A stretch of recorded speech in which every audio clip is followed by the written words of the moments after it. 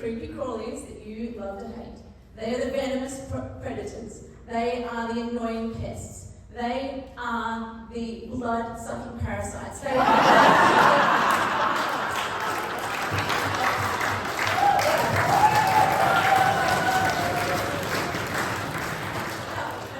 not those creepy crawlies. Yuck.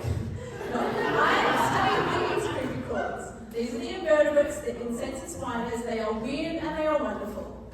And when I'm not living my best life as a fancy entomologist, catching all the bugs, I'm also the mum of 2 little kids.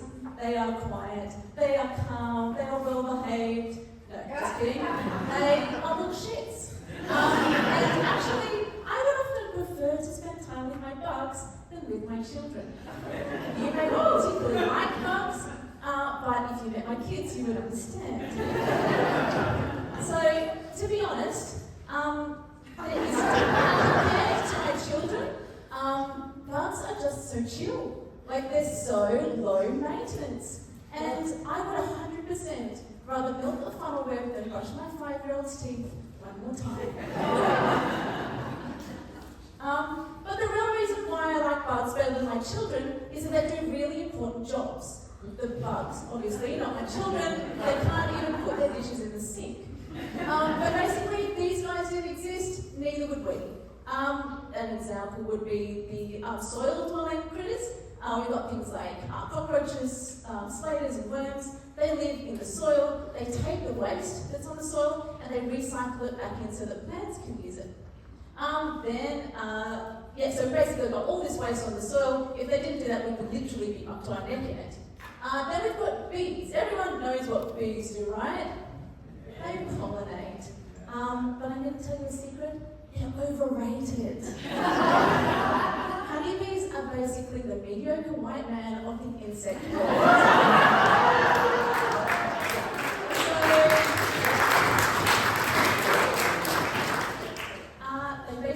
They do one job.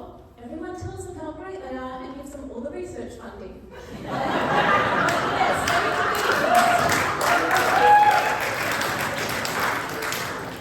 But you want to know about a really useful invertebrate? Spiders. So spiders are basically out there eating all of the pests that would otherwise eat our crops or spread diseases. They're pretty much single-handedly solving world hunger and preventing a malaria epidemic. So go spiders!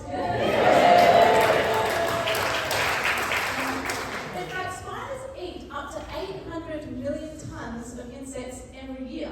That's the equivalent of how many the weight of all the people in the world.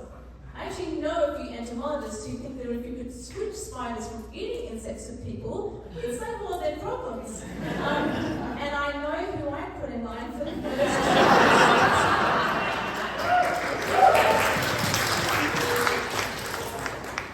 So, even if you can't love bugs for their important jobs and their potential detonating abilities, you can love them because they're really important food for a whole range of cute and cuddly animals. Because people seem to like them. I'm not quite sure why, they're even more useless than bees, but I'm getting on board however I can.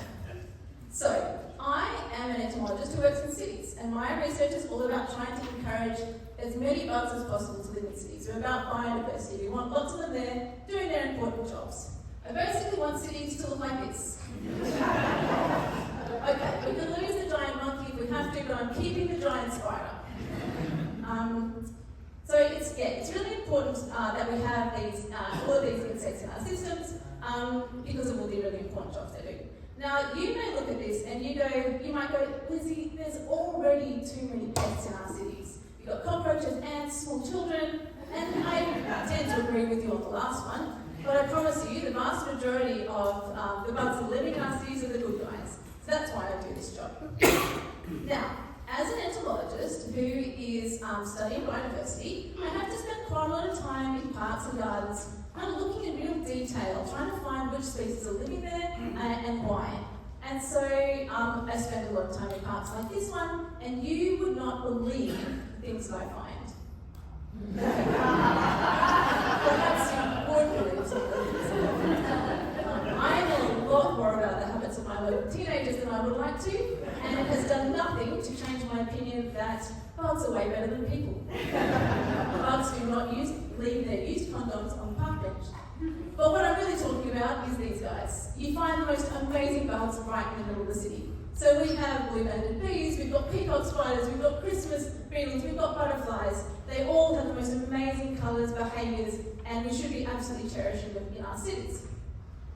So, basically, this is what I want our cities to look like.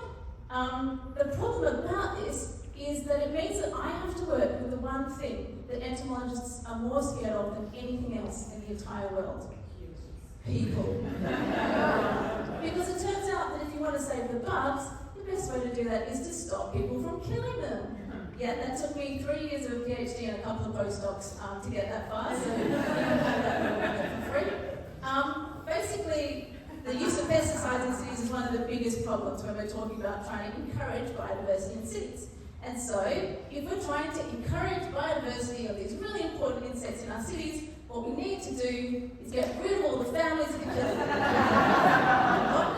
Okay, fine. We've got to stop spraying anything that has more than 4 legs and runs around the ground. For God's sake, just stop spraying stuff. That's pretty much the take-home message.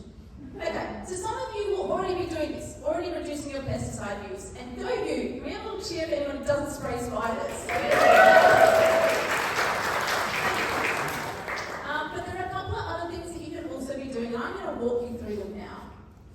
Basically, have less lawn. There are no useful, contributing members of society that use lawns. It really just encourages things like ball sports, right? What we're going to do, replace all the lawns with native gardens, because this is where the real hard workers in our society are living. This is how we can encourage the proper contributors who are going to really give back to their communities, like spiders and lace rats. Get rid of lawns. Secondly, get rid of swimming pools. Swimming pools are full of delinquents who are really just out there, again, they're not hardworking, they're not doing anything, they're useless for our societies. Get rid of pools and replace them with ponds. This is where the hard workers live. These are water beetles, these are dragonflies, they're out there, they're eating pests, they're not contributing to their ecosystem, guys. Let's have more ponds. And finally, whose idea were playgrounds? They are ugly and they only encourage infestations of small, loud, noisy children. Get rid of the playgrounds. Let's put more useful habitat into our cities, things like bee hotels that encourage our real little darlings and give them a place to live and to play in our cities. So, in conclusion, my aim in life is to have cities that look less like this and more like this. And I hope that you're all on board to do this with me and to be part of this goal, one small child or politician at a time.